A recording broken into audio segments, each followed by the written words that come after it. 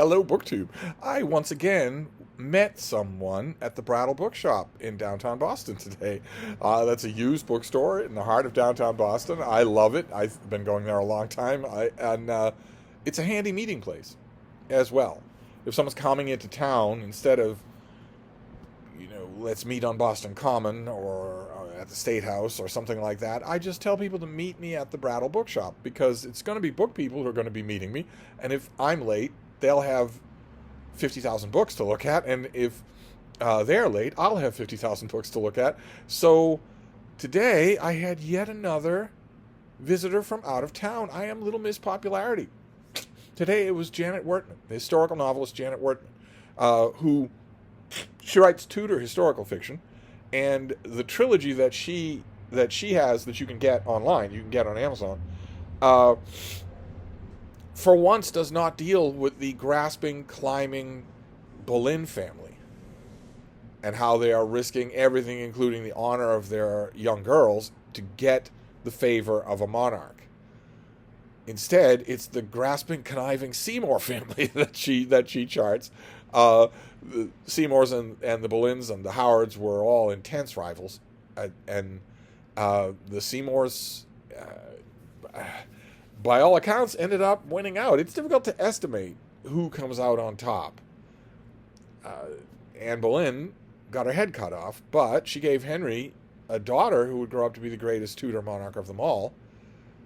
But Jane Seymour gave Henry what he wanted most of all, a legitimate, viable, living male heir. But not only did he die early, but she died right away. The birth killed her. And so on and so forth, all the way down the line. So you balance it out, and Janet Wharton's 3 books are terrific. I finally got to meet her in person today. I went to the Brattle Bookshop to await the arrival of her train into Boston. And, of course, the one thing that did not result from me going to the Brattle Bookshop and waiting around for her to show up was that I got a pile of books, because I've been there the last 2 days, and I got a pile of books. So I thought I'd show them to you. The first few that I got by remembering that although Michael K. Vaughan's BookTube event, June on the Range, where we read Western novels, although that event feels like it just happened, I don't know about the rest of you, but to me it feels like the summer went by in a shot. Oh, are we going to get a guest star? Oh, we are. Although to me, what's the trouble, bubble? Huh? Is that not perfect for you? Gotta be perfect for you. You want to come down here? Huh? There you go. Yeah, I had a feeling. She briefly considered going up there, but she wants to be right next to me, right wedged next to me, because the one downside of having all these guests is that I have to leave her. To go and meet these guests, I have to leave her, and that does not go over well. Oh my God. I thought she'd be acclimating as time went on, but no. No, not at all. But what was I saying before she interrupted me? June on the Range, which is all about Western novels. And it feels to me like the summer went by in a shot. It feels to me like June on the Range just ended, even though Garb August has also ended, and Rocket Summer. A whole summer worth of great BookTube event fun is over now for another year. But that doesn't mean that you stop looking for fodder for those events. Not at all. So I keep that in mind, and I found some Westerns. Some cheap paperback Westerns that I will add to the pile for next year's June on the Range. I found one of the best-selling and most well-known Westerns of them all, something that I haven't reread in a while. I need to reread this. This is Owen Wister, friend to Theodore Roosevelt, and this is The Virginian, where he's looking mighty young and mighty casual. And it's one of these cardinal mass-market paperbacks that are usually very durable. This thing has obviously been loved all to hell and gone by, who is this? By Billy. And now I have it. I don't, judging by the way it's wobbling just a little in its binding, I don't think it will live through a reading past me, but it will have been loved. Then we have another little paperback 35-cent Cardinal Western that is one of the parameters of June on the Range that I tend to ignore. I've read a lot of Louis L'Amour last June on the Range, but the two parameters of June on the Range are Louis L'Amour and Zane Grey. You're supposed to read one book from each, and I didn't read any. I don't think I read any Zane Grey in June. So I found one. This is The Rainbow Trail, in a cute little paperback here that I will read. I'll just throw this on the pile and read it for next June on the Range. And then a couple, I got another Zane Grey. I got The Last Plainsman. This has seen better days. This I don't think will survive me either, but a cute little mass market paperback Western. And then one more. I found a tiny little thing. This thing was 25 cents, and it is almost 200 pages. This thing, Return to Apache Springs, is $1.50, and it is 120 pages. By Edwin Booth. I think I've read an Edwin Booth Western, but these are not, they are not like most Brattle hauls where I'm looking for what I'm going to read that night, and even what I don't read that night I'm going to get to soon. Stuff for BookTube events, I just throw them on a pile and wait, which is very unusual. I don't usually do that with books.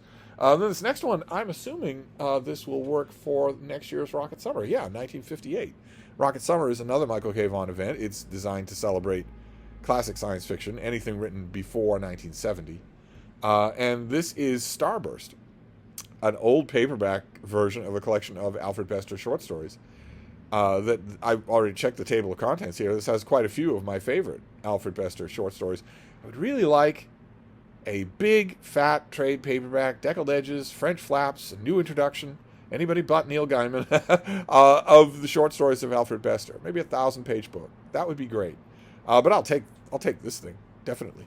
And that was it for the mass market paperbacks. Then I found, when did this come out? Right now there is a whole bunch of scholarly trade paperbacks at the Brattle. And I've been looking at those, of course. I've been trying to study which of those I might want and which of them I might not.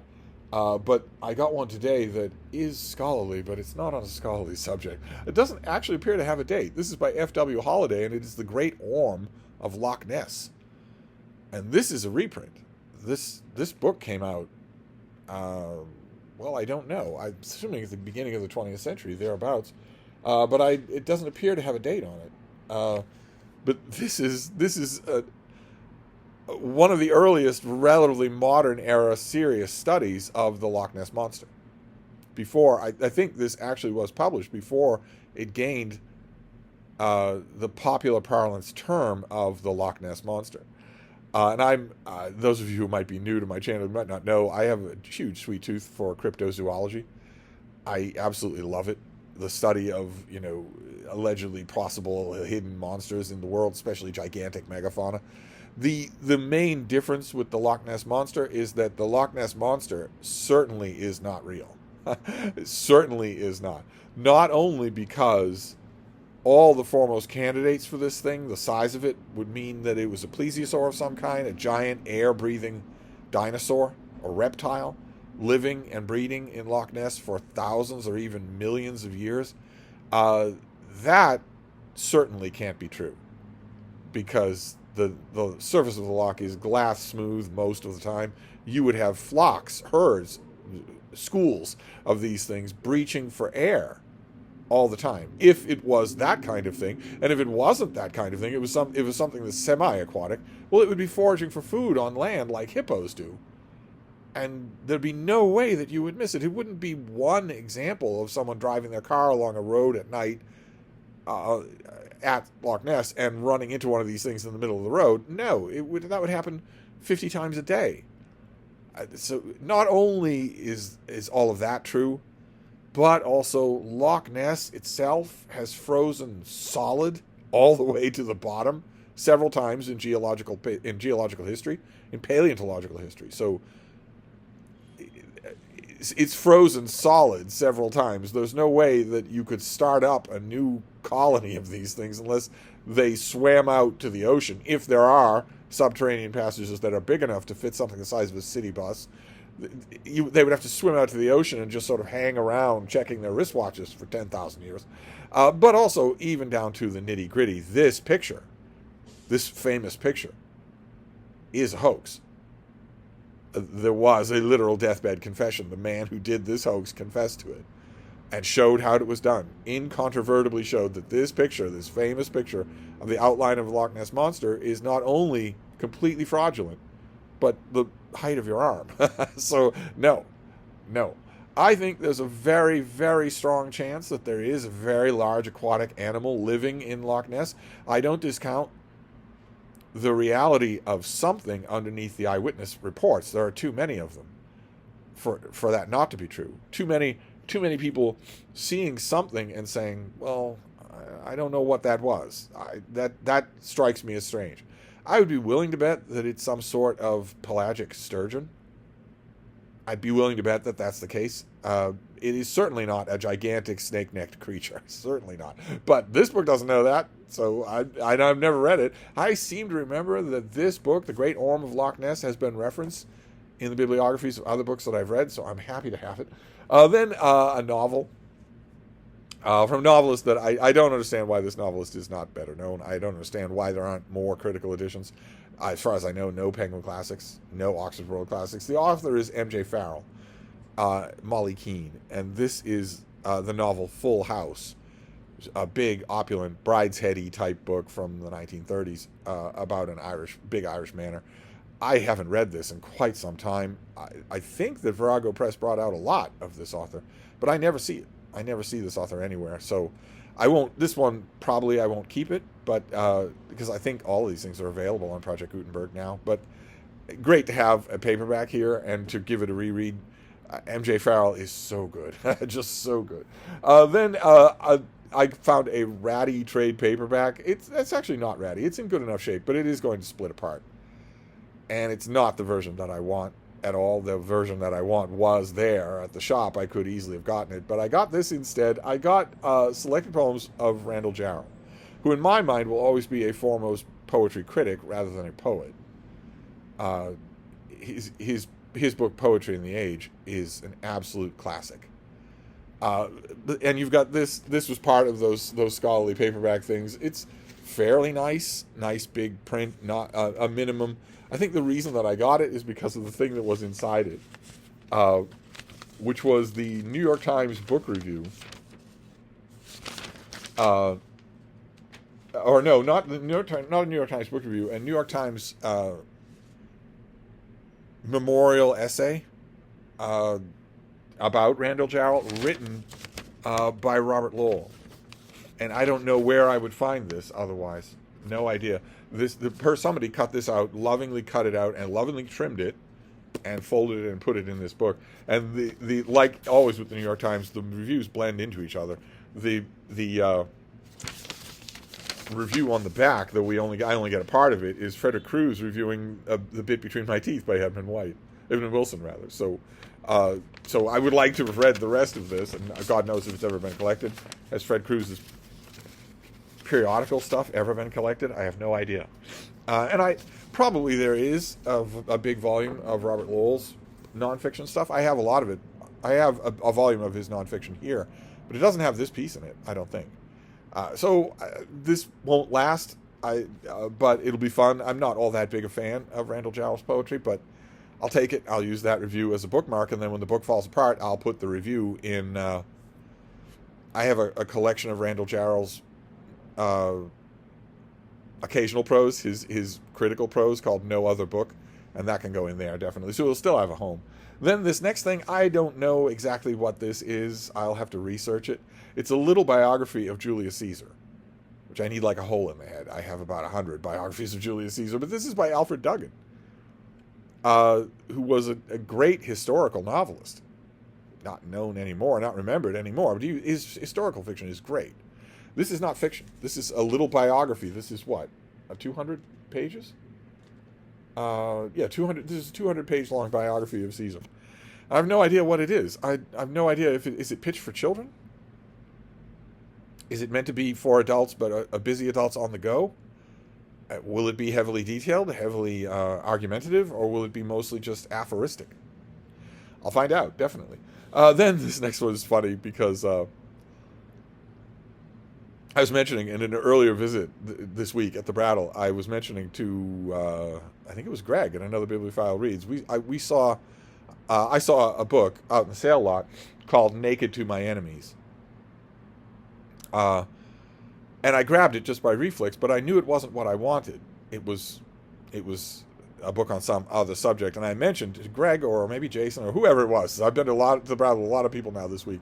I mentioned that there was a great biography of King Henry VIII's Cardinal Wolsey, Thomas Wolsey, that was also called Naked to My Enemies. It's a quote from Shakespeare's Henry VIII. And I said, every time I see this title, I jump at it, and then I am mistaken. And today I saw the title, and it was the book. It was the Ferguson's biography of Thomas Wolsey. Just a naked hardcover, a sun-bleached naked hardcover without a dust jacket. And the reason that I got this was twofold. One, because obviously the Brattle gods were listening and taunting me with the wrong book with the right title a couple of times. Obviously they were listening. And that's one of the reasons why this came to me. And the other reason is that you have to play ball with the Brattle gods. So, if I had seen this after being taunted and being a good sport about it, if I had seen this and said, well, no, I want a hardcover with a dust jacket, then I will never see it at all. So instead, I saw this, and I gamely thought to myself, well, you can make a cover for it, right? You don't have to, it doesn't have to have a dust jacket, but I took it. I was a good sport. So either the old Time Life Inc. 2-volume set of paperbacks, either that will show up, or a hardcover with a dust jacket will show up. Either way, I'm okay. I'll wait for it. I'll be patient. Then this next one was a whim. This is a book that everybody has read. It's been everywhere. It's been in every bookstore. It will be in every bookstore for another 20 years. I read it when it first came out and thought it was good, amiable, but nothing new, nothing challenging at all. And I found a perfect condition hardcover today with a dust jacket, with a plastic covering over the dust jacket. And I thought, that's good enough reason to give it another try. Try it again, especially since yesterday I got a book on the Battle of Bennington. This is David McCullough's 1776, which is certainly not a Brattle find. It's not. You can see this in any used bookstore. This will be in any used bookstore, but it's in lovely shape, and I haven't given it a try since. When did it first come out? 2005. So. I thought it was worth. I mean, that's 20 years ago, so worth giving it a try. It won't be a very strained thing. And then this last one probably was the Brattle find of the day. This is something that was written in 1888 and discovered, I think, in the 90s.